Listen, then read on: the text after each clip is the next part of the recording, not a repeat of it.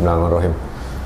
Assalamualaikum warahmatullahi wabarakatuh. Ketemu lagi di edisi terbaru diskusi bareng Eka Anas. Kita sekarang lagi ada di satu lokasi di jalan daerah Panglima Polim. Nama kafenya namanya Gurau Coffee and Pastry. Ini sebenarnya kita udah tampil waktu itu yang sini.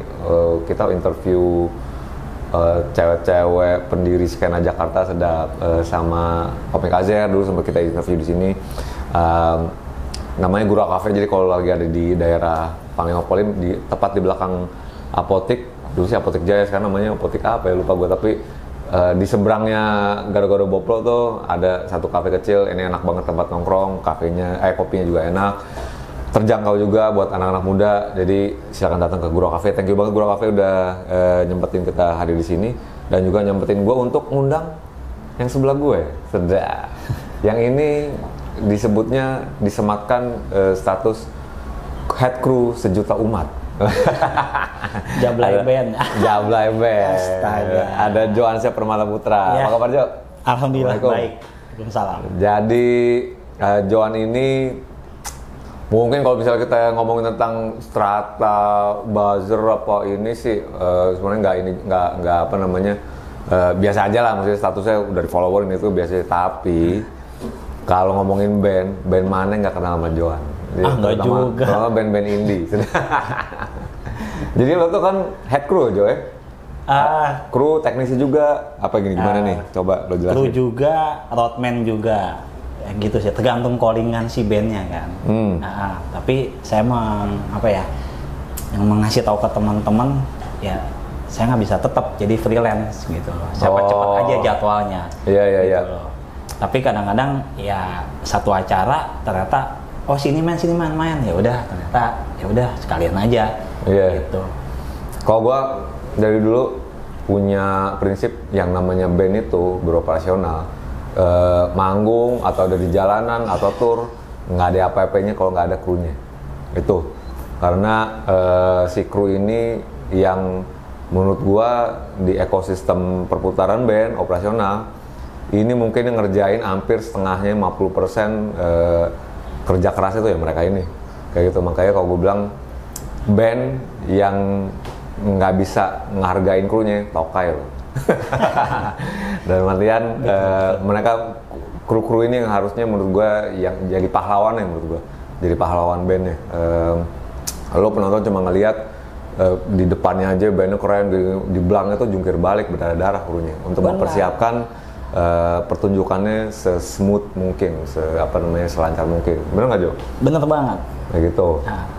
Lo nyemplung mulai karir di perpanggungan ini sebagai kru tahun berapa? Perpanggungan di yang nih awalnya ini banyak banget yang nggak tahu. Jangan profesional ya, tapi yang awalnya lo. Yang awalnya tuh zaman ska, punk, hardcore. Oh lo juga sebagai ini ya pelaku skena. Tapi itu dulu ya punk rock lah. Nah dulu kan saya tinggal di Kostrad tuh, di Alteri Kostrad, Pondok Indah, yang rumah saya tuh salah satunya sekarang yang jadi ruko-ruko itulah. Nah gusuran. Nah dulu tuh nongkrongnya sama Aloping Loping, mungkin tahu zaman itu band ska punk gitu lah. Aloping Loping. Mana Pak? Aloping Loping. Iya pasti dulu lupa lah zaman itu. Bukan gitu, gue dulu sama waiting room abis kita itu banyak banget band ska, namanya udah macam-macam Jo. Tapi ada yang namanya diselip-selipin ska-skanya eskalator lah. Iya. Apa ska gitu, sampai yang aneh-aneh gue udah ini ada lagi Aloping Loping. Ya pokoknya zaman itulah tahun berapa ya? 9798 sih lah. Lu ngeband sama mereka? Enggak, gue nggak ngeband mereka. Mereka punya studio di Praja. Studionya tuh emang disewa. Studio yang Praja di mana? Di situ di Alteri Pondok Indah. Dekat Holland Bakri belakangnya situ tuh. Akhirnya udah, mereka kan punk rock gitu. Studionya kecil, studio yang di gang gitu. Tapi lumayan lah. Udah gue latihan di situ iseng-iseng band-band sama anak-anak situ punk rockan ska-skaan. Itu juga gara-gara abang-abangan tongkrongan itu jadi suka ska ketularannya. Jadi di zaman itu kan lagu Malaysia kan brainwash banget, video klip tuh di TV, bukan TV yang banyak, ya udah gitu brainwash banget. Udah gue mau yang beda. Dari situ tuh awalnya nongkrong. Nah pas si Seka ini melejit, dia banyak main kan. Aloping-loping. Akhirnya, ini aja nih yang ngekeruin kita, gitu. Oh. Awal masuk itu amatirnya gitu. Si Alopingnya sering latihan di situ juga. Bukan latihan, dia yang punyanya. Oh, yang punyanya. Gue lupa nama ownernya siapa ya, pokoknya Mohawk gitu. Gitulah. Personilnya juga. Personilnya juga. Oh, oke. Akhirnya ya udah ikut di situ. Dari situ. Padahal bantuin doang. Dan di situ lo belajar ya gitu, bantu-bantu, sekedar bantu-bantu. Iya. Awalnya. Dulu yang tadi kita omongin Jo, siapa yang ngasih tahu gue ya katanya? Joan tuh dulu katanya anak pang, buset, dekil, gembel banget. Iya. Karena kita pokoknya pinggir jalan nongkrongnya gitu-gitu. Terus itu dari komunitas itu jadinya. Salah satunya dari itu juga. Dan kebanyakan juga anak-anak kampung hutan, Ciputat, akhirnya kan bisa kenal Blue Flag, bisa kenal si siapa Oni Fakgai, akhirnya bisa kenal Ajis URC yang aktif di ojol juga. Terus ya merembet tuh, akhirnya bisa kenal mereka sampai akhirnya nongkrong juga di Blok M, di jembatan. Yang beli kaset punk rock kan di situ semua. Belum buka lapak di situ juga? Enggak buka lapak, nongkrongnya situ juga. Iya. Oh, jadi itu entry point lo tuh ya sama band Aloping-Loping. Pokoknya awal-awal ya bisa kenal kayak Archivers Live, Jungfang Gangfu dan lain-lainnya gara-gara dia gitu. Di skena itulah, skena ska punk hardcore gitu. Tapi kan itu skena lokal berlanjut ke dimana mulai memanas itu kan era bar blues. Lu ikutan nggak sama salah satu band yang manggung di situ? Apalagi di beda skena waktu itu? Bukan beda skena, lagi cuma menikmati saya sebagai. Lu nonton aja, tapi datang. Iya. Gitu. Kenapa tuh apa belum terlibat sama band-bandnya, apa belum ada koneksinya? Nah, nyambung nih sama yang saya pakai kaos warna oranye ini. Ntar beda lagi chapternya nih, ya enggak ya? Itu pas banget flow pertanyaannya. Jadi ya sibuk sama organisasi yang saya cemplungi juga di Jackmania, ya kan? Persija. Hobi yang bukan ikut ya, hobi yang di luar musik gitu.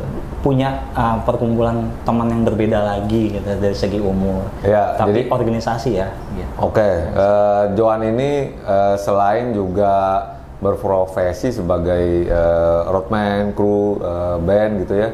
Doi juga bisa dibilang salah satu founder. Iya. Dari The Jackmania, fans klubnya dari Persija. Iya. Mungkin lo udah yang gue sempat melihat salah satu channel The Jacknya yang founder-foundernya sempat di interview lo. Sebenarnya ada yang lebih tua dari lo, cuma lo termasuk salah satu yang muda yang pendirinya juga gitu kan. Betul sekali. Tahun berapa tuh Jo?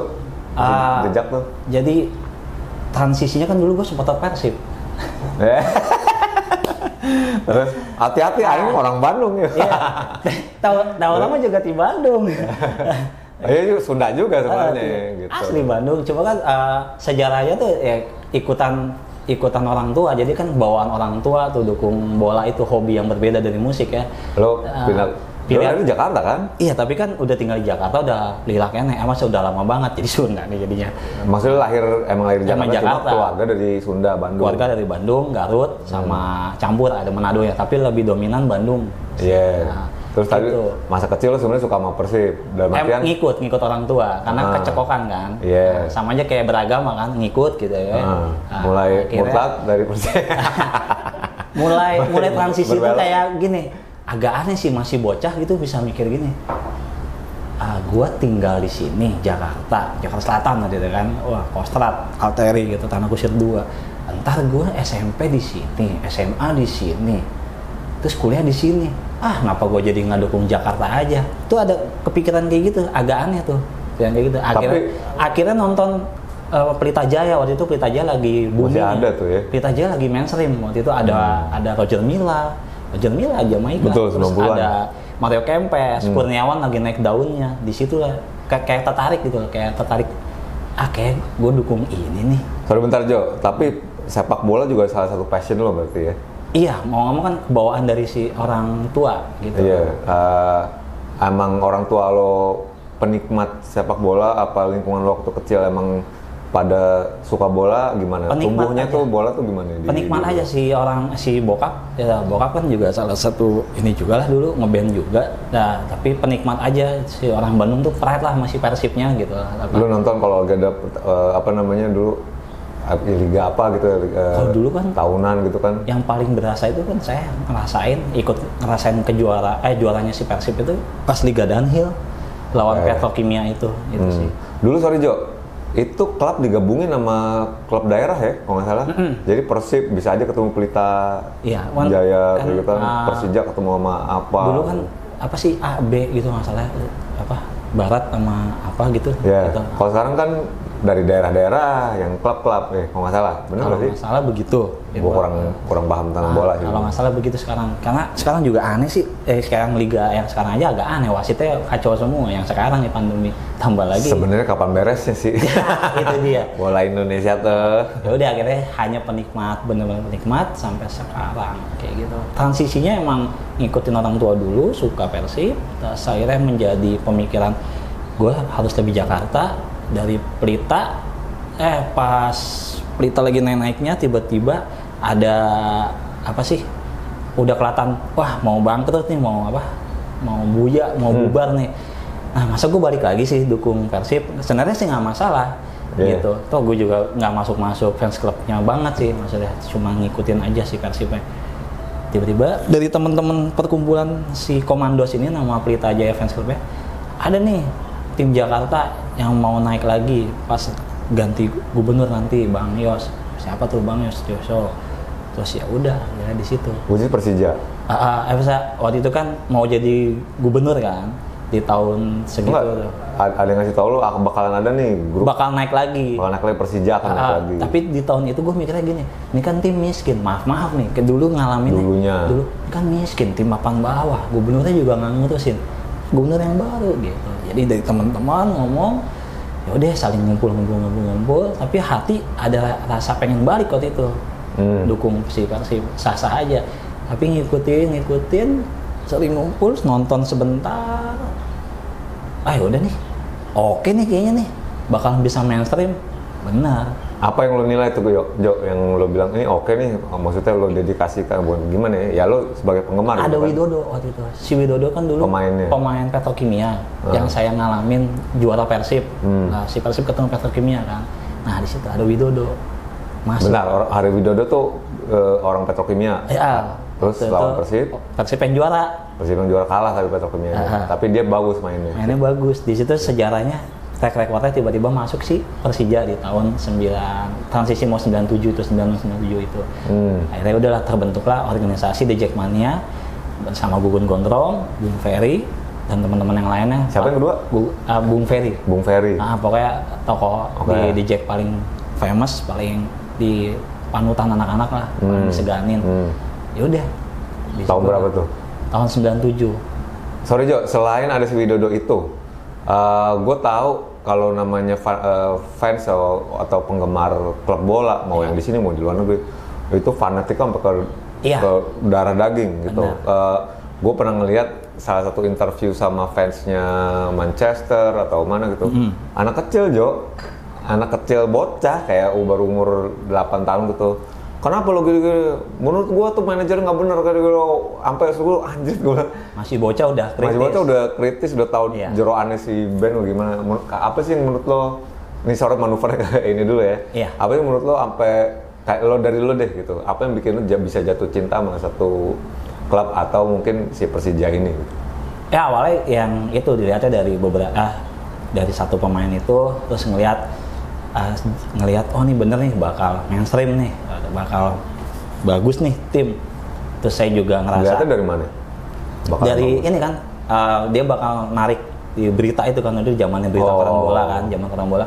Dia bakal narik pemain si ini itu kan udah kelihatan walaupun belum rilis. Ya udah daya tariknya dari situ yang bikin saya yakin nih sama teman-teman, ayo. Ternyata ini belum ada fans clubnya si Persija ini, klub ini. Ya akhirnya terbentuklah. Lu diajak sama Bung Ferry, Temi, Tito tuh road manajernya Barasuara. Oke. Gitu. Jadi itu Kalau ngomongin first entry lo ke persepak bolaan atau sebagai fans ya, fanatik, itu di situ. Tapi yang konakin nonton lo musik sama bola itu gimana tadi yang tadi lo mau ceritain yang di situ? Iya kan, akhirnya kan tadi lu nanya di tahun itu kenapa, maksudnya menikmati aja, dan di situ tiba-tiba saya ngebagi nongkrong iya di dunia musik, terus bantuin waktu itu masih amatir ya, bantuin iya, terus aktif iya bantuin si band-band yang lain kayak maksudnya Aloping, terus yang maksudnya udah bantuin, terus nonton bola juga masih ya, tapi di tahun itu ya udah gitu aja, jalanin gitu aja, karena pemikirannya waktu itu belum sama nyari duit gitu. Kagak, maksud lu tadi kan lu bilang lu di Bibis lu cuma sebagai penikmat aja. Iya. Tapi iya itu. Apalagi yang narik lu masuk ke dunia perkeruan gitu. Perkeruan. Atau ke musik lah gitu. Yang bikin nyemplung ke profesional banget. Iya. Ya pokoknya di poin itu kan lo bilang tadi itu alur pertanyaan bagus lo bilang kayak gitu. Iya, dari hobi yang jalan udah flow begitu saja. Saya pindahlah rumah karena kan warga sipil. Pindah rumah, pindah ke Bintaro. Bintaro masih sepi, masih rawa, di sektor 3A. Nah, di situ bukan satu komplek ya, deketan rumahnya sama Arya Teja. Arya Teja itu bapaknya Demas Narawangsa. Demas Narawangsa itu yang kemarin heboh ngelamar anaknya Indra Lesmana. Eva Celia? Iya. Terus gue nggak. Dari situlah saya nggak sengaja kenal bapaknya, kenal ibunya, nongkrong bareng. Ya satu warga lah gitu. Di situ. Oh ini bisa ngeband ini gini. Yuk bantuin anak saya. Oh ini banget nih. Apa sih namanya kalau bahasa Sunda paciwa banget nih, bisa ngakruin ya mah katanya. Serba bisa. Ya udah yuk bantuin ya. Kaget pas banget. Hah? Anak TK, SD, kecil gini. Wah sempat ngerasa yakin nih, bantuin. Emang mau ikutan apa om? Ini festival drum. Emang di tahun segitu kan banyak festival drum tuh, festival drum solois. Nah, itulah akhirnya di situ awalnya dari bantuin si Demas Narawangsa itu ngeset. Cuman ngesetnya juga masih ngeraba-ngeraba. Tapi dari keluarga mereka lah sampai akhirnya saya bisa menjadi sekarang ini. Set drum. Secara baik dan benar. Gitu. Dari keluarga Demas Narawangsa, Om Arya Teja. Oke. Bisa nyemplung mendeklarasi saya. Gue udah profesional loh. Tapi kan zaman itu belum ada sosmed. Jadi dari teman ke teman apa dari siapa. Karena lu juga dibayar di situ. Iya, kaget aja gitu. Oh, anaknya juara waktu itu. Saya lupa di Bulungan kalau nggak salah. Kenal dari mana itu, Jo? Oh, karena di tetangga. Iya, karena saya baru pindah dan ternyata warga juga. Ya gitu, soan sama warga gitu lah. Iya kan seluas itu nongkrong, tiba-tiba kenal lah sama. Ini yang rumah di Jalan Parkit bukan? Bukan. Yang sektor 3 tapi ya? Sektor 3A, perumahan Pondok Jaya. Oh, oke. Kalau musik sendiri, Jo, maksudnya lo pasti juga penggemar musik juga kan? Iya. Dari kecil. Apa musik yang pertama lo bikin jatuh cinta? Jatuh cinta. Jatuh sama musik gitu, kayak anjing gue jadi seneng musik nih. Percaya nggak percaya ya? Saya nggak tidak bohong ya ini ya, Metallica. Walaupun saya nggak begitu tahu. Ya kenapa nggak percaya, Jo? Semua orang banyak juga nama Metallica. Soalnya gini, lucu. Bapak saya ngajak saya waktu itu ke Lebak Bulus nongkrong, nonton. Bener. Bisa masuk lo kan nggak boleh, rusuh lagi. Itu hari pertama rusuh, duduknya di VIP, nyerong kia. Jadi Sunda dah. Nyerong gini nih. Terus? Tempat duduknya di VIP yang bangkunya kayak, ya bangkunya masih yang biru. Kok gitu. Bisa masuk VIP lo? Jadi zaman tinggal di Kostrad itu, tiket-tiket lebih itu banyak dikasih prajurit-prajurit gitu. Yang dari keluarga militer? Ya kan gue tinggalnya kan di Kostrad. Tapi bapak bukan keluarga bukan dari militer? Bukan. Cuma tinggal di situ aja? Warga sipil gitu. Nah, akhirnya gitu, dapatlah tiket-tiket. Zaman Pak Harto kan ada aja warga anggota polisian atau itu pasti dapat tuh tiket-tiket konser. Itu juga Kosipe kan ada tiket palsu katanya. Kayak gitu. Nah, tapi lo bisa masuk. Dapatnya tiket itu lebih. Tiba-tiba kakak gue nggak mau ikut, yang udah lebih gede gitu, nggak mau ikut. Mungkin dia nggak suka kali. gue mah ikut aja, ayo nonton musik, ayo ikut di situ. Hari yang kedua? Bukan hari kedua, hari pertama yang rusuh. Pas rusuh. Pulangnya sih mencekam. Buat saya tuh pulangnya mencekam karena sepanjang itu tuh ngeliat yang aneh-aneh, maksudnya sampai yang bikin saya terngiang sampai sekarang, di depan Pondok Indah Mall itu ada showroom Suzuki kan, yang mobilnya kan di atas pos itu tuh yang ada bebatuan gitu. Abis saya ngeliat bener, cebur. Wah gila, Mas ngeliat emas. Umur berapa tuh? Itu masih SD. Bisa masuk loh. Soalnya gini, bapak gue tuh aneh, kayak nonton bola, ayo ikut, ayo nonton gitu ya. Ada yang gue masuk yang gue bisa, karena kan waktu itu yang saya tahu radio apa ya, Mustang, maksudnya kan sering tuh kakak saya nyetel radio. Tiket yang saya ingat itu, ya itu ada sponsornya namanya Aero, perusahaan bapak gue dulu. Ya pokoknya. Bapak gue kerja di situ. Tewan Jodinya. Iya. Terus sponsornya ada media sponsornya sekarang ada Mustang gitu. Ya udah bisa, disangkanya warga juga kali, dan emang gue nggak tahu, mungkin tiketnya yang khusus yang orang anggota ada mungkin ya. Makanya intinya lo bisa masuk, anak kecil. Itu ajaib, kayak gue bisa masuk, terus gue nggak tahu apa-apa nih band apa gitu. Dan itu yang bikin lo pertama, wah menjadi ngeband keren nih. Keren, gitu. Apalagi ngelihat siapa band lokalnya apa, Rotor. Pembuka Rotor ya. Iya, pas Edane Sepultura deng. Ya Rotor bener. Rotor, pas nggak Rotor. Keren juga nih band lokal gitu. Mantep. Di situ yang bikin suka nih gitu, sama musik. Tapi gue nggak suka metal ternyata, bukan nggak suka ya. Cuma ini penampilannya dan semua sensasinya sampai kayak begitu buat penonton gitu kan. Tapi kan kalau kaset ya gara-gara dengerin kaset di rumah tuh gara-gara kakak saya dengerin Sex Pistols, dengerin The Clash, terus macem-macem tuh. Kakak lu dengerin punk udah? Dengerin punk dari dia juga, berbagai macam sih, kayak Besenis, terus kayak apa lagi, banyak. Gitu. Nah akhirnya lo juga akhirnya berkutat di musik, dan lo nongkrong sama anak yang ngeband juga di studio itu, lo ketemu sama yang sesama antusias bola, gitu kan. Dan di era awal itu lo ketemu sama siapa namanya tadi yang ngajakin? Si Arya Teja. Bantuin anaknya namanya Demas Narawangsa. Dari situ lo mulai merambah tuh untuk profesional. Iya, siapa tuh band yang setelah mereka yang paling kali siapa? Ya paling banyak itu kan dari tahun 2000-an itu sampai 2009 itu saya pasti ngikut si anaknya kan. Anaknya kan. Lu lama tuh sama dia? Iya, anaknya kan soalnya ya solois, terus ditambah lagi semakin dewasa ada Topati, ada Bujana yang make yang ngebantuin. Make si anaknya. Iya. Akhirnya ya udah sebagai drummer. Terus dia punya grup Bali progresif etnik gitu. Namanya Kulukul gitu, kayak balawan gitu genrenya. Ya udah, kita berjalan gitu aja. Ya lebih banyak sama lingkungan jazz yang saya bahkan baru lagi, karena bukan baru ya, kayak aja gue biasa nongkrong sama punk rock, terus ngeliat anak metal, grindcore gitu, terus dulu ikut ska gitu. Ikut sama dia dan ikut sama dia langsung wangi-wangi gini, terus ngeliat Aksan baru pacaran sama siapa? Yang drama istri drama juga.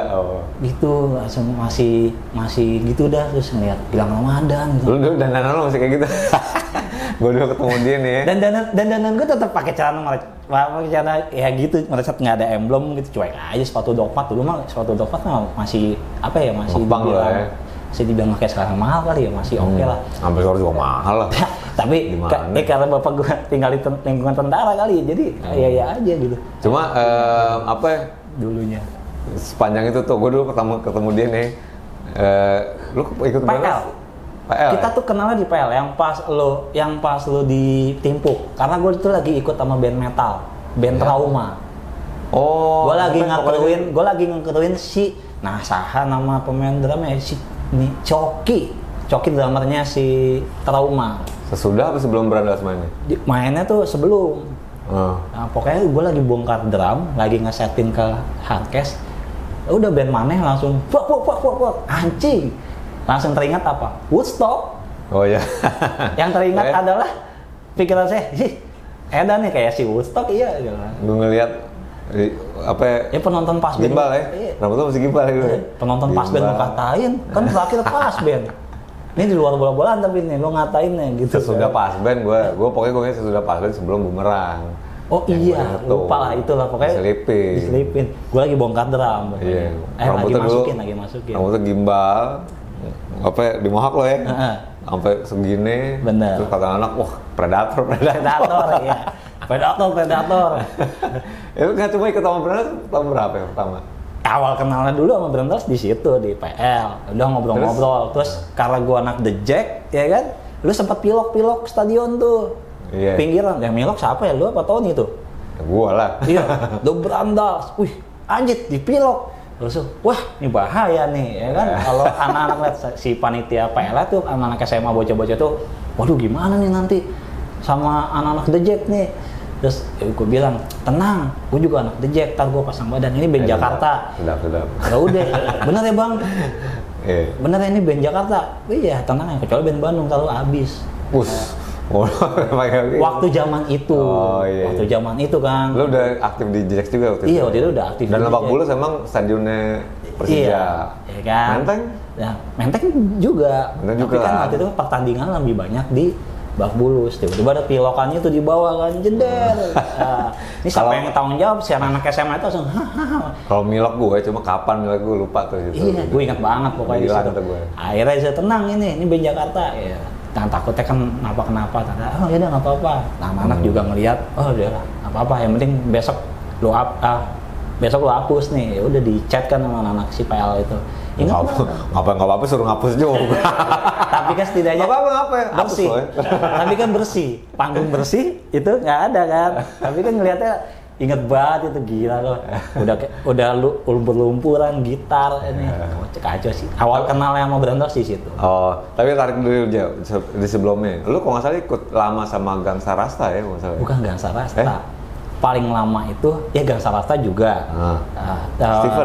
Steven enggak. Sama band reggae kan lu dulu. Sama Steven Jam saya edisional awal-awal main perkusi. Oh iya.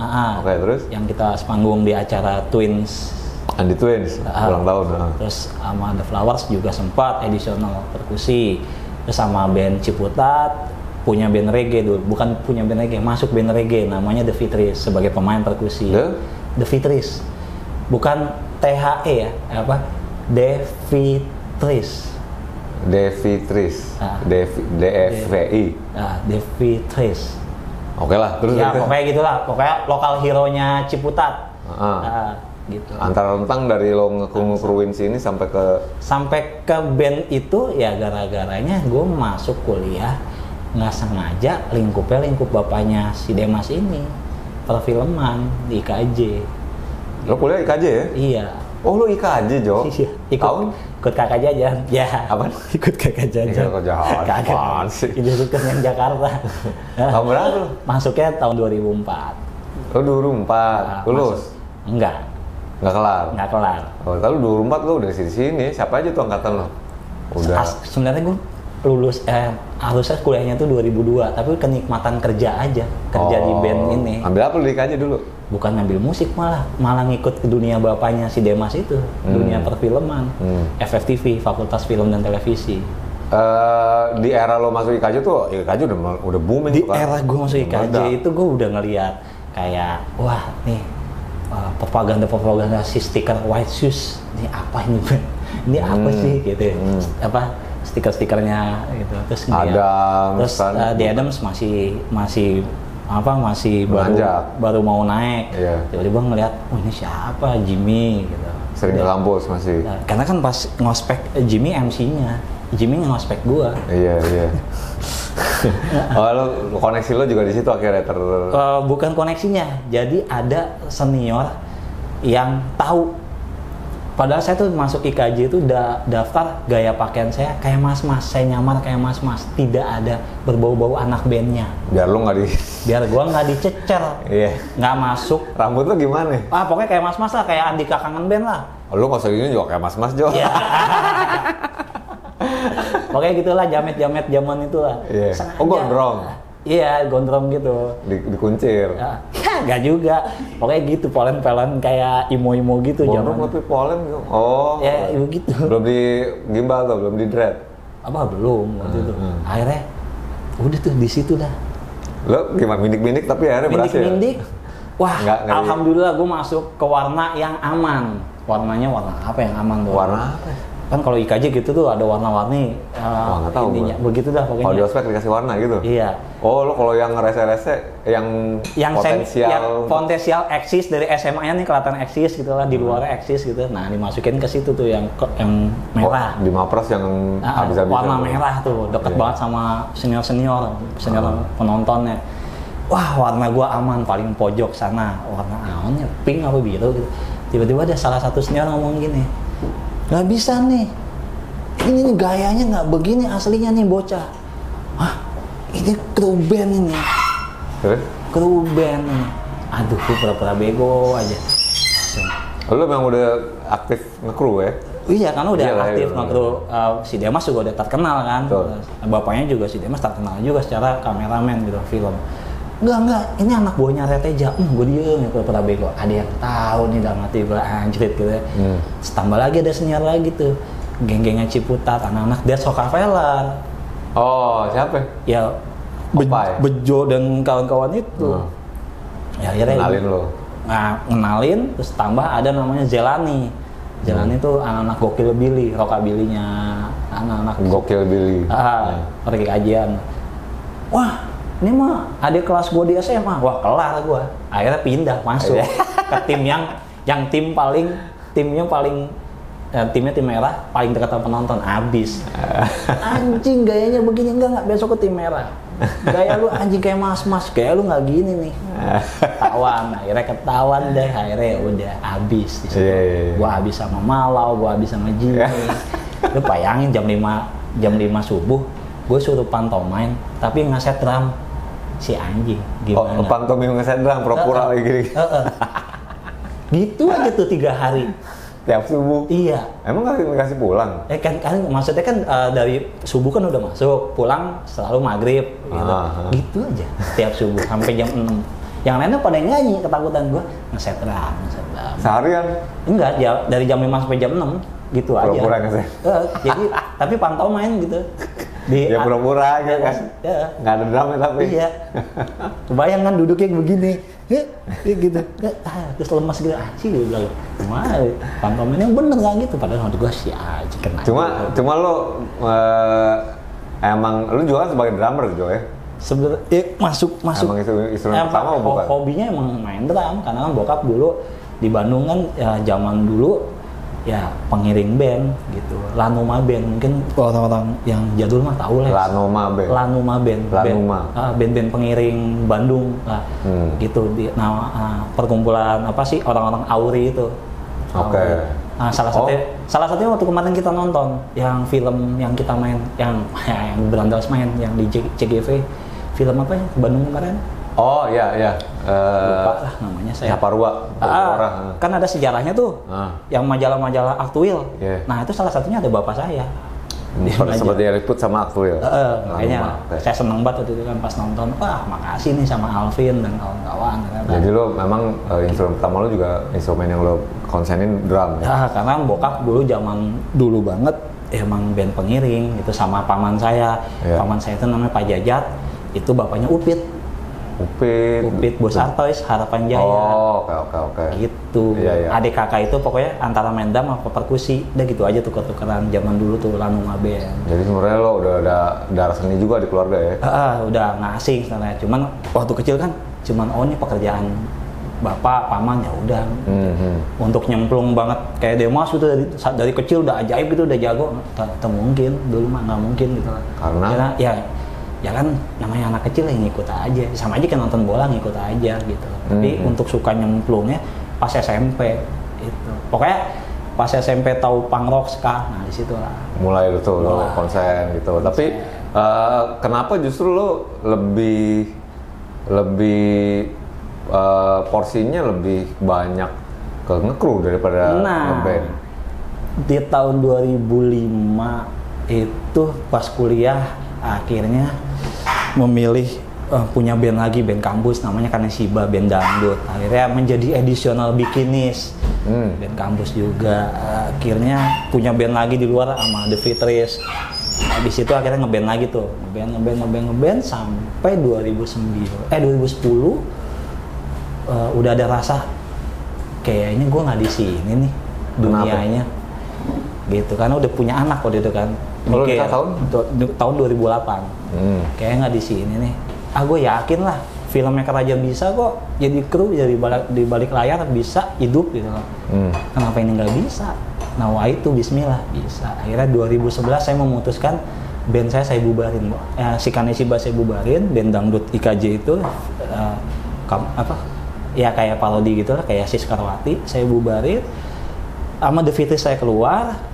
Ya udah gitu. Terus orang taunya saya session player additional perkusi, menahan diri. Saya bukan itu lagi. Saya bukan pemain lagi. Saya lebih cocoknya di belakang gitu. Oh, lo emang tapi tawaran untuk jadi perkusi pun masih ada. Masih ada. Terus ya udah main sama ini masih ada. Cuman saya ngerasa enggak nih, saya di balik layar aja. Gitu. Gue lebih baik sebagai partikel atau komponen yang nge-support band. Iya, akhirnya nyari duitnya, rezekinya, itunya udah di balik layar. Untuk seperti kayak sepupu saya gitu, nggak mungkin juga atau ya udah. Sepupu lu siapa? Ya itu si Upit. Oh, untuk Upit juga sekarang udah berhenti. Iya, udah lama juga berhenti. Iya. Terus kalau mau kayak sepupu istri saya juga nggak mungkin kayak si Aska. Oh, kayak keluarga istri saya juga musisi juga. Rockers. Tapi apa pertimbangan lo, dalam artian lo sampai mencapai keputusan kalau kayaknya gue bukan personil deh nih gitu. Kenapa tuh? Apakah? Iya, pas udah punya anak makin riweh. Tuntutan. Lo sempat kerja kantor apa kerja rutin? Sempat pernah di IO, salah satu IO temen juga. Gitu. Tapi menang capek doang. Tahu aja. Ya, gue juga pernah di ya gitu pokoknya. Yang ada ngubas mulu. Aduh, jangan ya. Iya. Ya pernah. Akhirnya balik lagi. Sosmed lah berjaya. Akhirnya ya gitu. Balik lagi ke dunia musik. Ayo dong, siapa yang mau ngoling saya? Gitu. Siapa yang pertama lo bantuin? Yang akhirnya ngoling lagi. Si Ben. Ben mana ya? Oh, Beranda. Lu ada dong ya, ada Bra ya? Bukan, almarhum. Oh, Uwe. Lo kenal sama Uwe di mana? Ya kan berjalan waktunya aja. Pas akrab-akrabnya itu pas di Adams dapet main di Bandung sama di mana? Ya. Lo bantuin. Panitianya si majalah tempat Jus. Gitu. Disitulah akrabnya tektokan karena saya road manager kan si The Adams. Road manager Adam. Adam masih dipegang sama Indra 7 tuh dulu ya? Enggak? Udah Hasif. Oh iya. Sering tektokan sama almarhum. Akhirnya disitulah nyambung. Udah ngobrolin drum. Sarwakennya kayak si Firman bahas drum gitu. Iya. Akhirnya pas album The Brandals yang banyak fansnya tidak suka itu masuk. Iya. Disitulah saya masuk. Gue dulu pertama ngeliat dia, gimana? Masih gimbal moha. Gue bilang Predator. Rockstaran krunya daripada nggak juga. Tetap aja. Bla kayak gitu kan. Mau tap ngomong kalau diajak ngobrol nanya apa, recannya banyak banget kembaliannya. Gue nanya lo dari mana, diceritain sisa keluarganya.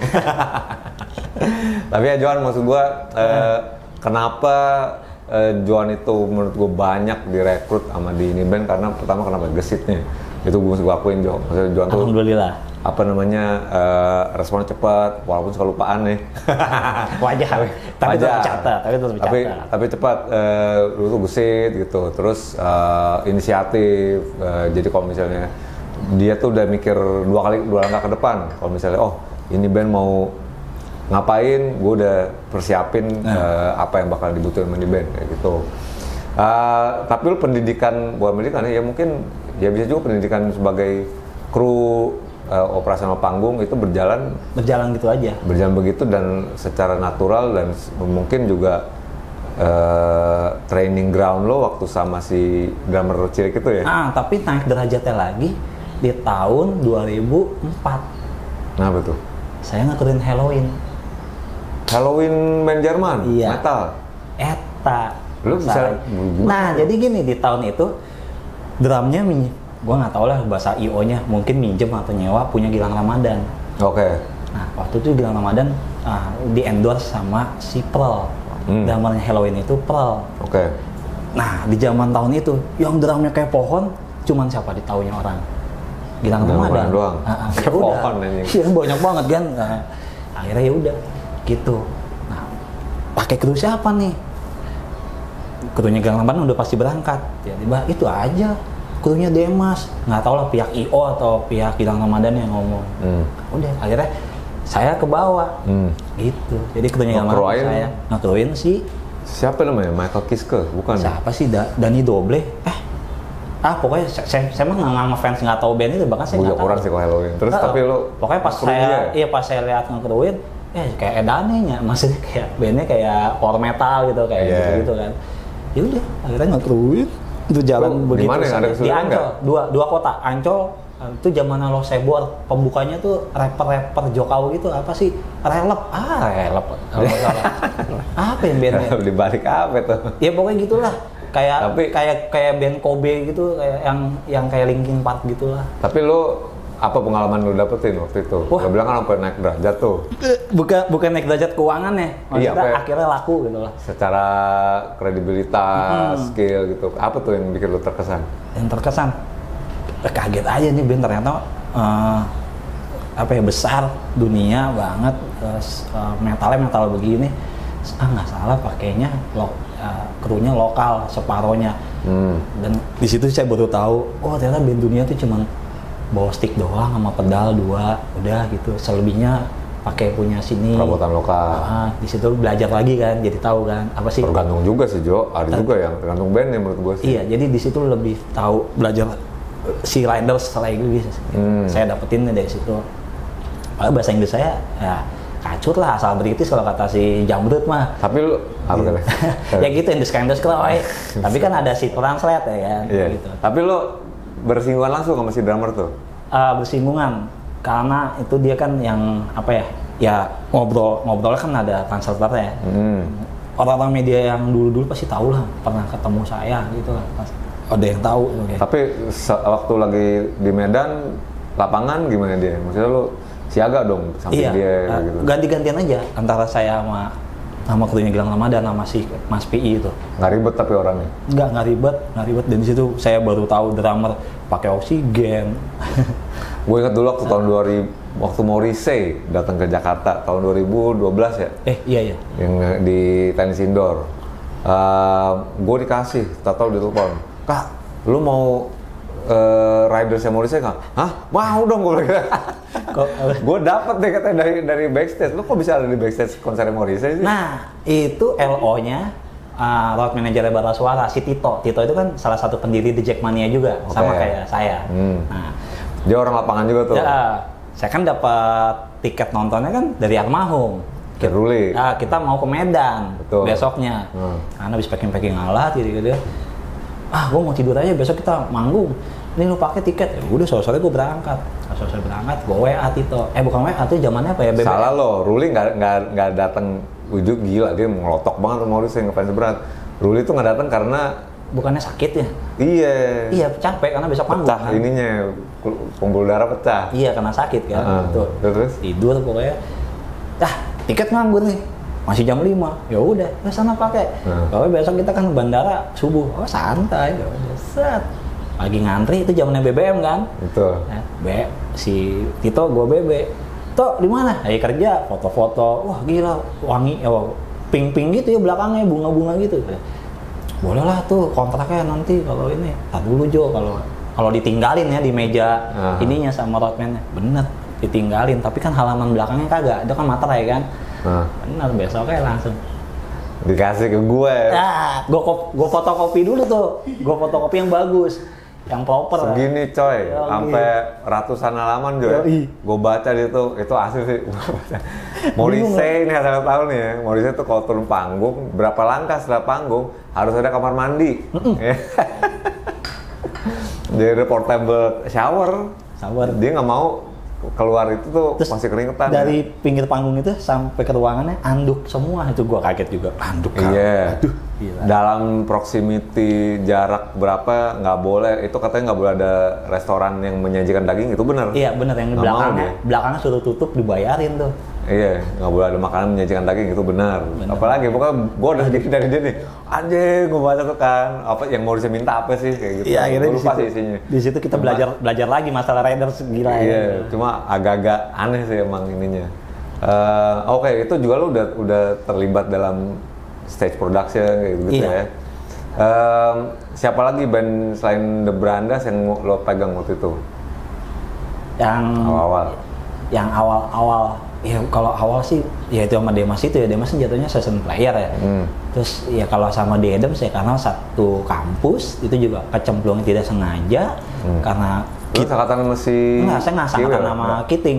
Kiting. Kiting itu juga dulu punya band Asia Carrera, band apa ya, band komedi gitu. Namanya Asia Anak Pamulang tuh, anak-anak Pondok Aren. Ya kan, ya udah dulunya kenalnya gitu aja dan kenal udah lama, akhirnya masuk si The Adams belum roadman, masih ngakurin drum. Iya. Gitu akhirnya berjalannya waktu jadi double job, roadman sekalian ngakurin drum. Ya kok kita mah benar sama Johan mah udah sampai sekarang masih ya dari kru drum akhirnya sampai ke sekarang jadi road manajernya ya. Terus kita udah melalui berbagai macam loh juga ya. Iya. Ke daerah udah jungkir balik lah, pokoknya udah macam-macam. Tapi ini sebenarnya udah gue tanya semalam sih Jo, kayak kita ngobrol. Band yang paling gini deh, band yang paling berkesan lo ikut ngekruin siapa ya? Berkesan dalam apa nih, RP-nya ya? Iya juga sih, apa ya? Yang gini bikin jadi apa ya? deh. Gini. Yang semalam deh, band atau musisi yang paling ribet. Aja ditanyain. Namanya nggak usah disebut. Ditanyain di sini. Namanya nggak usah disebut. Tapi lo bilang semalam drummer ya, lo bilang ya. Ada salah satu Ada lah, drummer dalam negeri. drummer di era 90-an. Ya 90 mau ke 2000. Jadi band besar, Ganteng. gue mau ngomong cluenya lo duluan ngasih tahu. Drummer ganteng siapa di Indonesia deh, gitu kan lo tahu. Udah off the record terus aja. Johan bilang menurut Johan paling ribet, Iya. paling recet karena gimana Jo, coba cerita tuh kalau drum dia bawa meteran ya katanya. Wah, dibocorin. Kan nggak tahu siapa ya orangnya, ya nggak? Kalau kedua udah pada tahu dunia gue. Ya pokoknya gitulah, harus dipikirin banget masalah apa. Yang bukan profesionalisme Jo, kan Iya setiap sih, orang kan benar.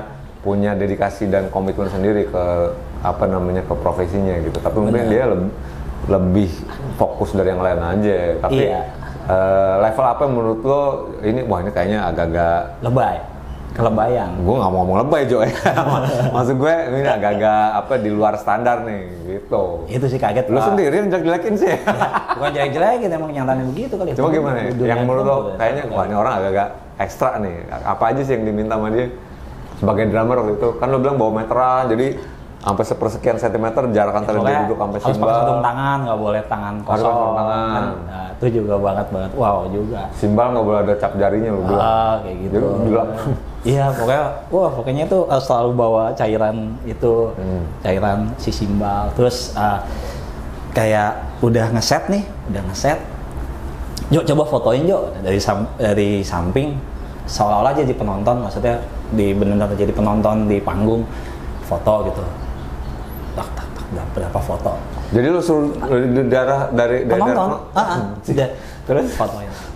Terus lihat ya. Jo, crashing ini turunin dikit. Oke, turunin. Kenapa emangnya? Ya, terus gue nanya dong, kenapa Mas? Ini biar muka saya kelihatan sama penonton. Anjay. Komo gue rugi kok. Kepikiran kayak gitu. Gue ngeliat Mac Fortnite, Telebozio aja ngeliat Demas atau Gang Ramadan, kagak ada kepikiran kayak gitu. Udah kepoan tuh. Udah kepoan, apalagi Demas zaman dulu masih kecil, udah kepoan sampai kagak kelihatan. Kagak kepikiran maksudnya muka gitu loh, daya tarik. Oh jangan-jangan zaman dulu besar banget, jangan-jangan DOP-nya diatur juga nih masalah muka. Tapi terus juga banyak ininya, banyak demanding gitu. Ini bukan gibah, cuma ngasih tahu aja sih, ada yang kayak gitu ternyata, kaget aja buat pengalaman saya gitu loh. Akhirnya berjalan waktu udahlah, gimana cara saya biar keluar, berdoa aja semoga band-band yang apapun yang calling saya jadwalnya padat. Bener, saya berapa dari itu saya di calling sama Bondan Fade to Black yang jadwalnya lebih akhirnya sibuk tuh sama mereka ya. Iya. Sampai sore itu saya nih bang, Brandas dilupakan, bisa dah. Sampai Brandas waktu itu maaf banyak bentrok ya, sama Saha itu sama itu Bondan Fade to Black. Aduh. Wah, gedean sono aja bayarannya. Bukan gedean sono, karena udah jadwalnya udah berderet-deret. Kalau satu panggung sih nggak masalah. Itu beda panggung. Cuma emang dulu sempet lama ya sama Bondan ya. Jalan. Ya, albumnya sudah lah, pas transisi berapa lumayan lah. Akhirnya sampai mereka pisah sendiri, balik lagi saya masuk di Fade to Black-nya sebagai roadman. Balik lagi saya tapi sebagai roadman sampai 2018 kemarin. Band yang paling mabok Jo, yang paling selebor, selangean. Ditanyain di sini hebat. Siapa? Bang Anda, mata jiwa. Aduh, gila. Kenapa itu? Gua tuh Bang Andanya kali, Rezanya nggak apa-apa. Iya, Reza sih nggak apa-apa. Pokoknya setiap waktu itu masih Riri manajernya. Jo, lu roadman sekalian ini ya, kru drum. Wah, yaudah siap lah, gue bilang. Manajernya juga gitu. Gitu, ada siap. Akhirnya tuh gue setiap dia manggung, kalau keluar kota, gue beli anduk kecil bang. Beli anduk kecil nih kak. Beli anduk kecil, tuh kamar gue ganjel. Apanya? Pintu. Kenapa emang? Dek, soalnya kalau ditutup, kan tuh kokobaman. Kapan keluarnya? Yang ada soncek kagak soncek, manggung bleek, ya kan? Dia emang kudu ada itu ya? Iya, kudu, ridersnya tuh kudu. Sadarnya. Iya, akhirnya gue ganjel tanpa sepengetahuan dia. Ya, sorry tuh sih kalau dia lagi apa-apa, maaf-maaf ya kedengeran kayak kamar gue ada ganjel gitu. Jadi kalau dia udah manggung, lo bangun, lihat tinggal buka, kok kebuka gitu, buka. Iya nih kita soncek gimana? Manggung nih gitu. Abang. Ya kan, kayaknya dia tuh tiba-tiba lu tuh bisa masuk kamar gue bro. Nah, kayak gitu. Titip, mau manggung. Apa nih? Tahan, dompet, HP sini. Biasanya hilang. Oh iya bener. Nah, udah. Kalau udah ngilang berabe, apalagi udah naik motor, gue bisa ngasih pohon. Bener itu ya. Bener kan? Bisa. Penyok aja. Anjir. Itu bener ya. Pas jadi RM gue kemarin foto nih ngelihat sama KPR fotonya, gue bilang udah pakai tanpa pala di sini tuh, kenapa lagi ya? Sama kemarin gue juga lihat ini kenapa lagi ketutup, aduh gak enak ini di frame. Bener tuh dia tuh ya yang paling gitu, soalnya sampai sinkronis pun yang keberapa ya gitu udah masuk. Aduh gue bilang ya, keren sih, gue suka sama band itu. Iya. Jadwalnya paling pas lagi padat-padatnya, wah unik banget. Untuk membangunin tidurnya, di bandara juga harus digiring terus, kalau kagak nanti ini kemana ya, kan ngilang. Padahal cuma 2 orang berarti. Iya, padahal cuma 2 orang gitu kan. Anjing. Nah, kalau yang paling ini Jo, lo kalau nggak salah juga sering megang artis dangdut ya? Dangdut itu juga nggak sengaja. Nggak coba kayak kejerambah kesananya juga nggak sengaja. Itu zamannya Bondan Fade to Black atau Fade to Black panggung, kan sering sepanggung sama penyanyi dangdut. Manajemennya ngeliat gitu loh. Akhirnya ya udah kenal, ya coba ngekruin, ternyata ini orangnya komunikatif, nggak miskom, maaf agak bawel gitu. Ternyata ya udah sekalian aja deh, lo RM sekalian nge-set mic kayak gitu. Orang sekalian nge-set mic. Gitu sih berjalan waktunya aja sih. Itu flow-nya tiba-tiba sama yang penyanyi dangdutnya gonta-ganti sampai akhirnya tahun sekarang sama Cita sebagai road manager. Cuma gue kita nggak perlu nyebutin nama nih Jo, kayak semalam kita nggak habis ngobrolin juga kan. Emang penyanyi dangdut ada yang simpanan juga ya? Gila nih. Ya, kan lu yang tahu orang insider, orang-orang pemirsanya kagak tahu dunia gitu-gitu, ya nggak ya? Ya kalau yang tapi ada maksudnya. Kayaknya ada deh. Kayaknya ada. Lu ceritanya gimana semalam? Itu kan obrolan kita aja. Lagi macul, berandal Oh iya, istilahnya dia tuh, saya macul aja ya. Macul berarti lagi nge-crewin atau nge-road managerin iya. apa ya, produksi. Cuma perbedaan apa Jo kalau megang band sama megang solois ya, atau particularly khususnya solois yang major itu kan major label kan biasanya iya, kalau kayak gitu. Lu biasanya megang dari mana, jadi naga suara gitu? Kebanyakan dari ya kayak gitu-gitu Pelangi Records atau Naga Suara atau Sony kayak gitu-gitu sih. Ya maksudnya itu kan emang udah musisi atau vokalis yang dibentuk sama industri gitu kan. Dangdut itu. Produknya. Kalau yang indinya ya ini Agatha Priscilla. Bedanya apa tuh yang lo megang? Saniter kan itu. Megang apa namanya? Megang artis yang kayak gitu sama band-band indie apa? Dari flow-nya udah pasti nggak beda jauh lah sama. Ya paling treatmentnya doang yang agak-agak bedanya ya kalau yang kayak gitu kan udah ngerasa apa ya kalau untuk nongkrong kayak kita nongkrong bareng apa ngobrol gitu ada batas-batasnya gitu aja. Oh jadi kalau misalnya sama anak-anak band indie mah atau musisi indie kan enak gitu. Udah kayak keluarga maksudnya nongkrong bareng cair gitu kan gitu. Kalau kita ada batas-batasnya. Dulu ketemu cuma pas lagi mau manggung aja gitu kali. Kayak gitu, profesional kerja aja sih gitu. Sampai ada yang siapa semalam lo bilang kayak yang Mas Johan, pokoknya lo kalau sama gue dandan mesti apa ya lo? Pokoknya adalah salah satu solois. Pokoknya dandanannya jangan seperti sama kayak band lagi macul sama band indie maksudnya dengan gaya berpakaian kayak gini. Lo mesti necis ya lo bilang. Kayak gitu. Gimana necisnya maksudnya? Iya necis kumaha maksudnya. Kemeja. Ya akhirnya lebih rapi gitu lah, lebih rapi kayak gitu. Ya kayak begini kan gue bisa sama band-band indie atau ya kan. Tapi tergantung acaranya kan gitu sih. Masukin bajunya ke meja. Ya juga. Gimana maksudnya? Ya pokoknya lebih rapi aja, lebih apa ya bahasanya, lebih gaul gitu lah. Orangnya sendiri yang ngomong? Iya. Kayak gitu ya, bukan manajernya atau siapanya gitu? Wajar kayak gitu. Itu kan wajar sih kayak gitu. Apa, lo sepanjang lo megang band, musisi, permintaan apa yang paling aneh yang pernah lo yang lo pernah dapet dari band itu musisi atau sebagai road manager? Lokal. Ya lokal deh. Yang paling ribet aneh. Selain si drummer tadi. Itu mah lebih gede. Kagak bukan nggak ada. Semua. Ya, kayak jajan. Ya kalau riders yang kayak gitu kan sama semua untuk itunya. Gitu. Yang apa wisata lendir gitu kali nemenin lo minta. Iya. Atau apa minta narkoba gitu. Wisata lendir Gardu Jati tuh. Iya. Ketuaan bahasanya nggak tahu lah nama zaman sekarang kasihan tuh. Apa ya? Apa mabokan? Narkoba ya kalau yang usah disebut namanya cuma ya kalau narkoba mah nggak ada, alhamdulillah nggak ada. Ya. Kalau mabokan ya pasti masih ada lah kayak gitu. Apa yang minuman tapi kan beli kan ada cukai ada apa ada itunya kan. Ya biasa juga kan minta sama panitia di riders. Iya kan. Gitu aja sih. Terus kalau yang aneh yang aneh nggak ada. Yang aneh tuh harus apa anduknya warna apa gitu nggak ada sih. Nggak ada.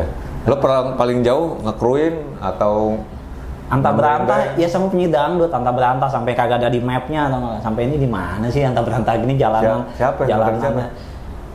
Waktu itu gue paling jauh itu sama siapa? Ada penyanyi dangdut Nabila Gomez, terus si Nabila Gomez. Terus sama ada namanya Ika sama Ika tuh apa ya Pantura sama jebolan situ. Jauh-jauh gitu, Kalimantan yang atau Sumatera yang masuknya yang dari bandara berapa jam. Pengalaman yang jauh-jauhnya kebanyakan ya dari penyanyi dangdut. Terus sama Fade to Black. Fade to Black juga ke dalam-dalam juga. Dalam-dalam juga. Iya. Gitu. Oh sama Gangsta Rasta juga. Gangsta Rasta juga tuh. Gangsta Rasta.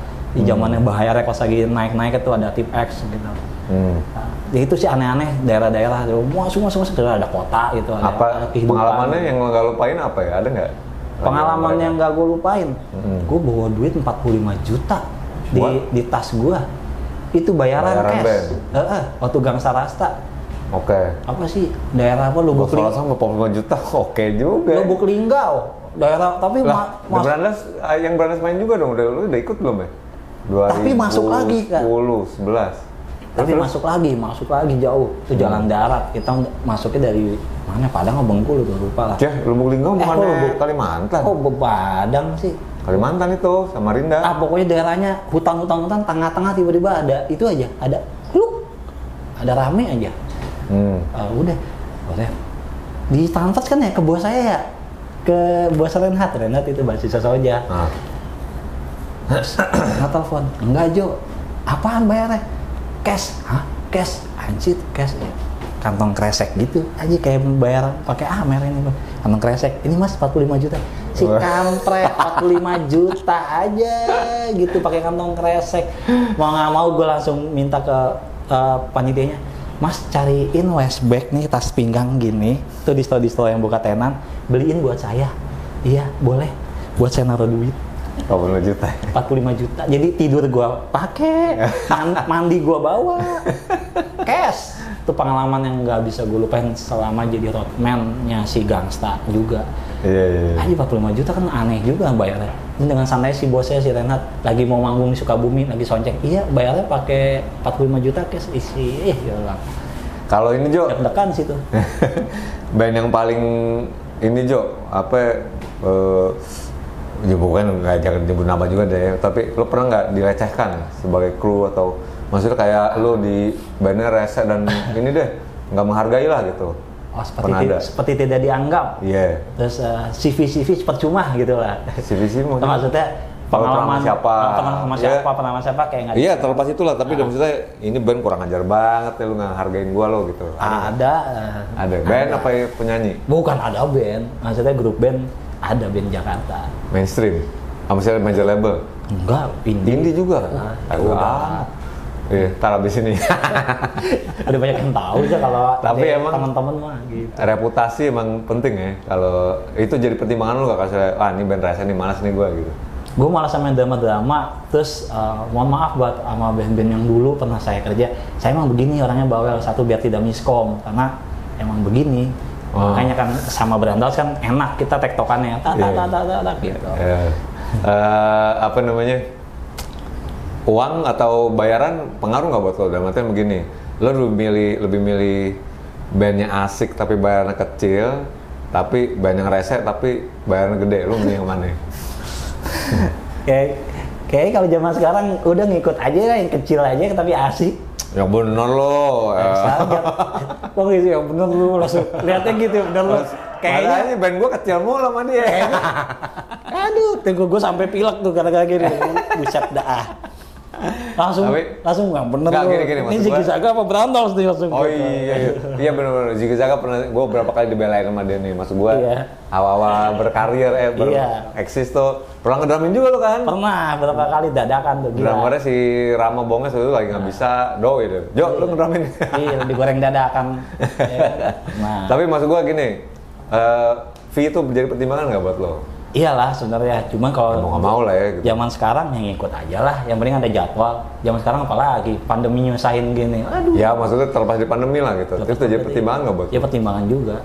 Iya. Orang di tahun berapa ya sebelum saya sama Gangsta Rasta, tip X saya tolak pernah. Serius lah. Si Dipta waktu itu nelpon, tahun berapa saya lupa.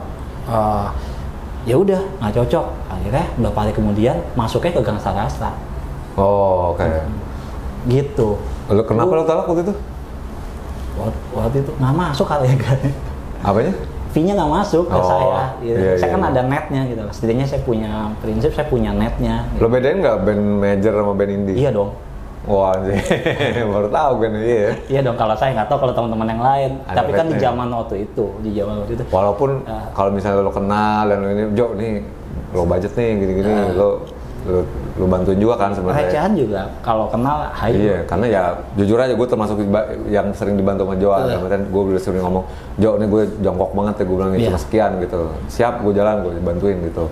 Kadang lo yang even lo nggak akan kecil tapi lo kenal pun lo bantuin lah ya. Iya, gitu.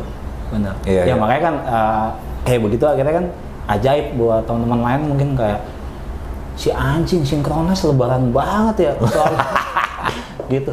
Padahal mah dalam hati gue nggak minta sama itu band lagi. Walaupun ada beberapa band kayak lu main juga sekalian kan nih, ada. Itu kalau sinkronis ulang tahun banget nih dia. Ulang tahun. Gila. 3 hari kagak pulang. Iya, kencang betis. Sama bandnya ramean lu ya. Sampai panitianya bingung. Loh, lu nginep di sini ya, buka kamar dari mana? Kamarnya dari band. Yang ini band ini pindah-pindah. Tinggal milih ya anjing. Gue mau yang mana nih nginepan nih anjing. Sampai Aples aja, produser kita ngeliat sering ngeliatnya orang nih bang, cuma kata siapa. Sering band manggung kok ada mulu. Sampai ada waktu zamannya Berandal baru kenal sama fansnya si Brigade, bang lu kembar ya? Kembar kembar. Ada di 2 tempat ya. Padahal cuma 1 saya Johansa. Padahal kalau di sini langsung sini ya. Gue dulu sempet sering banget tuh ya kayak. Iya. Landing Jakarta, gue mesti cabut lagi nih, ada soundcheck sini. Anjing gue. Sibukan lo, gue bilang jadwalnya. Tapi kan itu bisa dikompromikan, ya kan? Uang makan potong dikit buat anak-anak. Gue nggak ikut ke base camp nih untuk loading out. Ya udah potong aja sedikitnya. Gitu. Tapi lo emang udah bikin jadwal sendiri, ntar udah lo atur tuh ya gimana? Sama sih kelas juga gitu. Pasti kan ketemu di lokasi kan. Beberapa pasti ada yang full, ada yang bayarannya, ada yang potong ya, karena lo nggak ikut loading in, loading out ya gitu. Ketemu di lokasi kan. Iya. Ngeri banget, kru 1 juta umat. Tapi kalau soundernalin saya nggak berani, kegedean, keluasan. Iya, sama sininya jauh ya. Iya, nggak berani saya. Kalaupun udah tahu gitu, nggak berani. Lebih jauh. Kalau itu kan Kemayoran, masih bisa. Karena gitu. Pertimbangan tanggung jawab. Gitu. Iya. Takutnya lu ngecewain. Mending kalau tidak, takutnya ngecewain. Mending tiba-tiba kecelakaan. Gue baru mau ke situ tuh. Kan jatuh, dulu pernah hilang jadi bawa ke rumah sakit. Bantuin berada di Japaro King Line sama Ramon, Sedatsun. Iya. Lagi bantuin adik gua, si Wi, tau hilang di panggung. Jatuh. Itu mana Johan? Ada lubang jatuh ke bawah. Lubang tinggi. Panggungnya berlubang. Segini ada nih ya. Lumayan, pokoknya dada gua ketimpa I-head sama stand-standnya. Masuk gua. Nggak ngekruin masuk ambulan. Untungnya lagu terakhir. Iya. Tapi habis itu The Datsun ngejenguk gua. Iya. Gila. Ya kan, untungnya. Gua mau siapa nih, bule-bule. The Datsun. Gua pikir dia sih gitu. Terus si Aples bilang, Aples pernah ngeliat lo sama Mantra Kultura sampai hilang, sampai pingsan. Iya, itu jadwalnya lagi rame-ramenya waktu itu. Tahun berapa? 2018? 19. Jadwalnya lagi rame Mantra Futura. Tiba-tiba manggung yang di Senayan.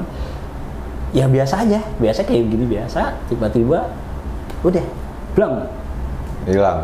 Ya udah jatuh. Bangun-bangun gue rumah sakit bingung. Dan habis itu banyak telepon, WA, tag-tagan foto dari kru-kru dari banyak, dulu bingung ini siapa.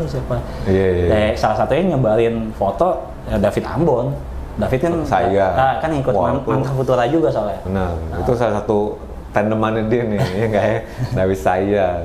Itu kemana? Jarang tuh orang sakit mulu ya gue lihat. Iya sakit kasihan. Sakit mulu kerjaannya. Di Bandung deh sekarang. Di Bandung. Di Cimahi buka usaha pecel ayam. Oh usahanya macam-macam Jo. Itu orang dari software, sendal jepit, ayam bakar, apaan lagi tuh? Pokoknya tiap bikin grup fans di Facebook tuh, fanpage, apaan produknya selalu diundang. Wah apaan lagi nih orang usahanya nih. Gitu sih. Iya. Akhirnya udah bangun-bangun. Wah itu kalau gitu sih di luar apa ya? Ya nggak tahu. Pokoknya kan ya namanya juga Allah SWT. Udah lu harus drop istirahat. Lu pernah nggak pulang sampai seminggu ikut sama Panturas ya? Tur Panturas sama Polkawers itu kan hampir sebulan ya, 2 paling lama di jalanan tuh lebih lama juga itu paling lama tapi kan keuangannya kan saya minta sama manajemennya bisa nggak turun separuh duluan karena kan saya udah berkeluarga gitu bisa karena kan ninggalin anak istri kan.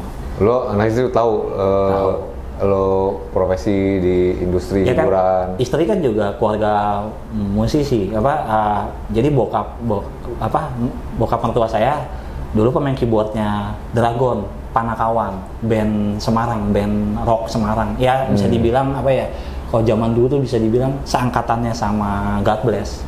Oh, oke. Kemudian Margaret Semarang. Iya, pokoknya band-band yang gitu semua, yang pakaiannya jadul-jadul rock-rock gitu semua. Jadi tong mantu gue, wah ini anak. Iya, ini makanya ngeband. kenapa bisa pacaran saling kenal, ya bapaknya dulu ya saling kenal, karena yang satu agak ke Latin jazz pop, yang satu lebih ke rock gitu.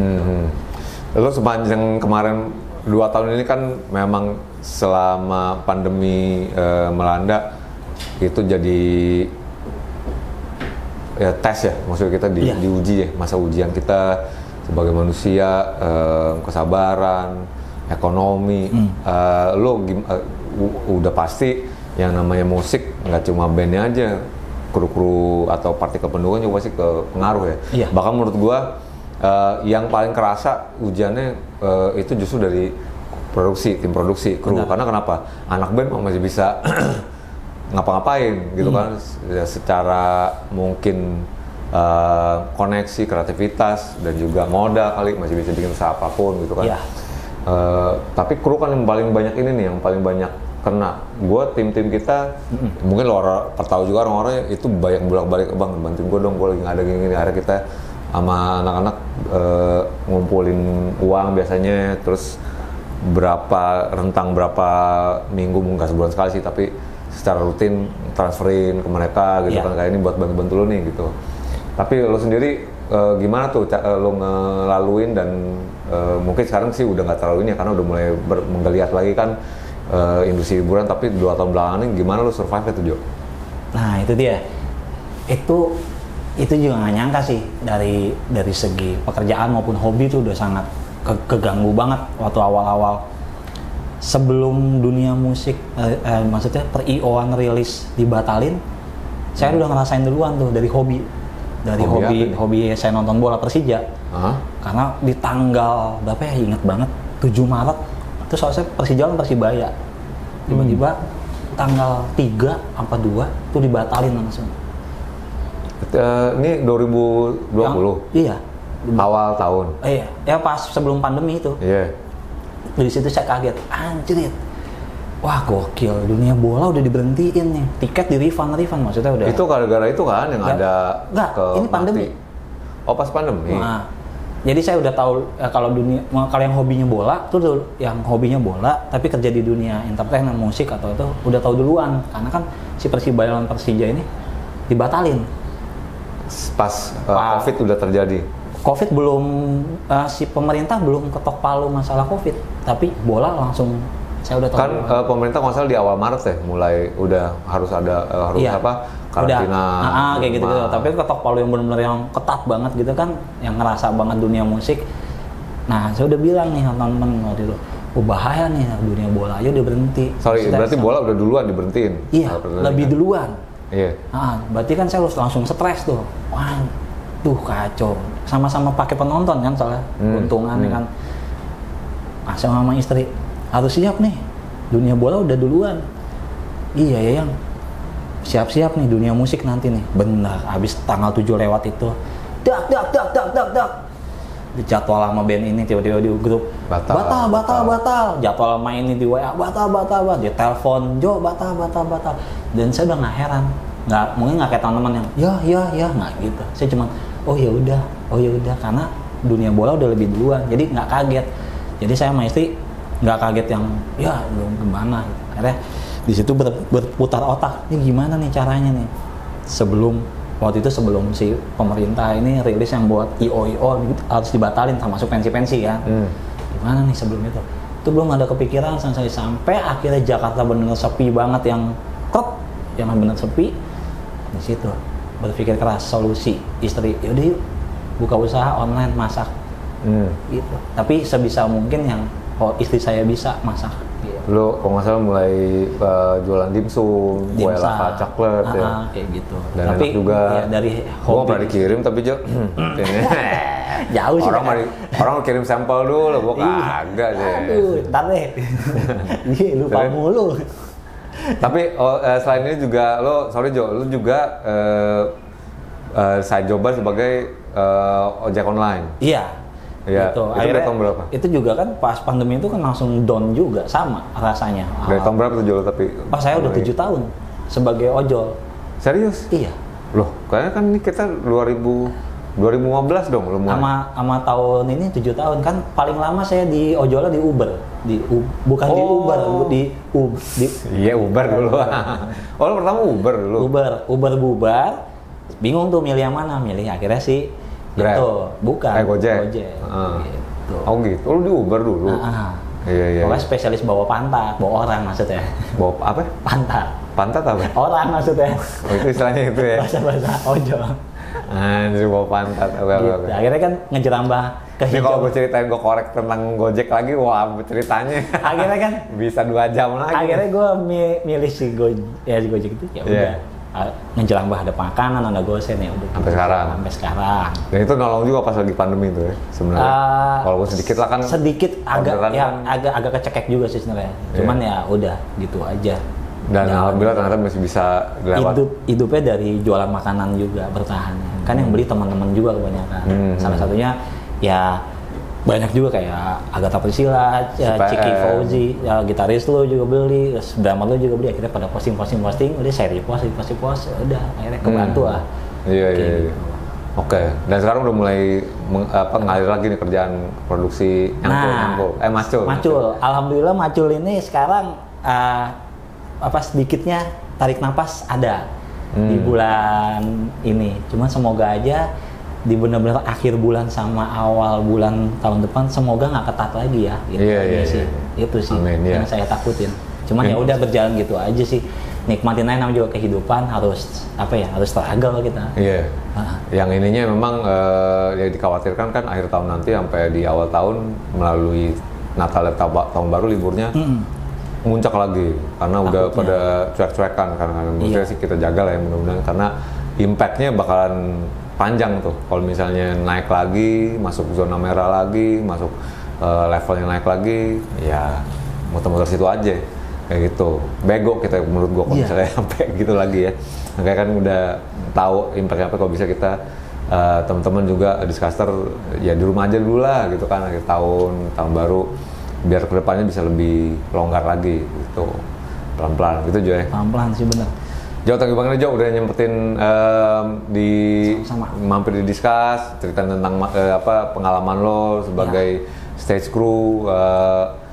Gue pengen banget dari dulu ngajak dia karena menurut gue ya itu tadi Joan ini menurut gue perwakilan dari sekian banyak tim produksi industri musik lokal yang nggak banyak ke-highlight tapi jasanya besar banget buat band-band kayak Brand, buat band-band indie ya, band kayak Brand kayak begini. Sebenarnya lo ada ini nggak sih Jo? Asosiasi apa organisasi perkumpulan kru gitu? Itu sebenarnya ada kayak tapi saya juga nggak masuk ke sana secara jujur. Saya masuk ada RMI Road Manager Indonesia tuh ada, terus kayak kru juga ada yang pimpinannya yang di krunya si Slang tuh ada kayak gitu tapi saya nggak masuk. Kru pimpinannya Slang? Ya yang grup-grupnya ada. RMI itu Road Manager Indonesia ada yang. Ini ngomongin tentang WhatsApp grup apa? Organisasi resmi nih? Organisasi. Oh iya ada. Ada yang kru ada, Road Manager ada. Oh iya. Tapi saya nggak masuk ke situ. Kenapa nggak masuk loh? Grup ojol aja udah banyak riweuh. Ini lagi banyak kayak gitu. Udah. Pagi kan saya hobinya juga organisasi ini udah cukup juga gitu. Nggak. Ya emang enaknya sih masuk ke situ. Lebih banyak info dan lebih berkembang lagi. Tapi itu kan juga baru-baru aja sih, berapa tahun ini aja sih itu. Oh iya. Maksudnya kan. Sebelumnya belum ada tapi. Iya, gitu. Baru berapa tahun gitu mereka itu. Gitu. Jadi namanya kru tuh masih ya bukan serampangan sih, free agent lah istilahnya.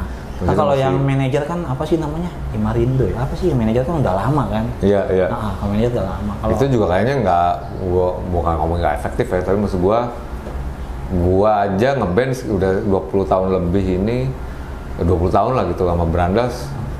Ada itu pun ya gue bergerak sendiri aja ya, si Ade kayak gitu kan. Ya sama, gitu mungkin bisa gabung tapi belum lihat profit atau benefit konkretnya apa gitu dari organisasi itu. Benar. Jadi kita juga belum berani, bukan belum berani mau gabung juga masih mempertimbangkan gitu ya. Tapi lu juga belum sempat gabung ke organisasi itu? Enggak, udah gitu aja. Ya kalau untuk pemain ditawarkan gabung, ya paling juga ngobrol-ngobrol dulu aja sama yang berarti petinggi-petingginya mereka yang lebih eksis di situnya gitu, karena kan dunia gitu banyak juga. Oh iya, jadi pasti udah banyak kenal kru yang lebih senior, ada tuh ya? Ada, lebih senior ada, makanya banyak banget. Iya. Ya tetap panutan, dihormatin gitu. Ya itu dia, makanya dari dulu juga sebenarnya profesi kru panggung, tim produksi udah ada, cuma mungkin udah highlight ya. Iya. Kayak gitu. Ya salah satunya bapak saya juga kan dari pemain, pas masuk tahun 90-an ya jadi kru. Gitu. Jadi krunya, megang siapa? jadi krunya Elva, Om Elva. Oh gitu. Elva Singer? Elva. Yang drummer tadi. Oh, Elva Sesoria. Oh gitu. Jadi lingkungannya dulu bapak juga gitu. Akhirnya kan sama bapaknya Andi Rif, Magi Rif juga sempat main bareng, jadi session player band-band Latin gitu. Apa sih namanya lah itu. Saya juga pernah nunjukin foto zaman dulu yang punya bapak nih, satu main sama bapaknya Andi Rif juga. Oh gitu. Jadi mulai akhirnya oh iya nih fotonya ini. Bapak lu masih ada tapi kan bapak sama ibu? Enggak. Ibu masih ada. Bapak yang almarhum. Bapak mertua sama bapak itu udah nggak ada. Oh iya, baru-baru meninggal ya? Udah. Kalau nyokap mertua kan baru pas COVID, tapi kan bukan kena COVID. Ya. Gitu. Bapak lu almarhum? Udah lumayan lama, 2017. Oke, tapi dia tahu lo akhirnya di dunia musik itu berkecimpungnya? Nggak masalah, akhirnya gini, mau sekadar hobi atau profesional jadi pemain atau menjadi kru nggak masalah. Gitu. Nggak ada rasa malu kayak kok jadi kru gitu, nggak. Iya, nggak tahu, dia tahu lo di musik juga gitu ya, nggak apa-apa gitu. Nggak apa-apa. Oh, iya. Tapi emang dari lu juga kecil ngeliat dia juga berkecimpung di dunia industri musik juga. Iya, kan ngeliatnya kan dia manggung, terus tiba-tiba di tahun 90-annya udah beda jadi tim produksi gitu. Tapi kan di zaman itu kan ya masih zaman pager dan telepon umum, kan nggak kayak sekarang. Iya. Ini pertanyaan terakhir Jo, lo sebagai tim produksi tim pelaksana, tim eksekusi di panggung gitu, apa yang lo harapin dari operasional panggung yang dari mungkin gini, yang jadi hambatan lo yang masih kurang dari pelaksanaan sebuah panggung tuh, dari partikel bandnya, IO-nya tuh menurut lo apa yang masih kurang yang perlu diperbaikin? Kalau IO besar mah udah sangat ketat dan profesional banget dan sangat bagus, malah untuk ke on time-an tuh wah dijaga banget, enak banget. Nah, tapi kalau dapat pensi atau kuliahan kampus atau IO yang ngegampangin, maksudnya yang ngegampangin, adalah beberapa si IO yang ngegampangin gitu. Nah itu tuh jangan suka ngegampangin gitu, benar-benar dibaca ridersnya. Gitu sih. Karena kebutuhan si rider, si band, si solois atau siapapun yang manggung itu sangat penting. Gitu. Boleh sih nawar, tapi jangan keterlaluan nawarnya gitu. Nawar apa nih, fasilitas kan maksudnya, kalau ya, bisa minta apa? Ya bukan selain harga ya, maksudnya si riders teknis itu tuh, gitu. Itu yang benar-benar bisa nggak pakai ini, bisa nggak pakai ini. Sound sistemnya pakai vendor ini, bisa nggak lah, kita kan mintanya ini, kita ini, standarnya sini gitu kan. Jadi maksud lo? Jadi dari situ juga bisa kelancaran tim produksi dan band sebagus ditonton layak sama yang beli atau yang nonton datang secara gratisan itu, ya didukung dari sound sistemnya juga, dan IO-nya juga harus benar-benar tidak ngegampangin, benar-benar baca riders. Itu sih.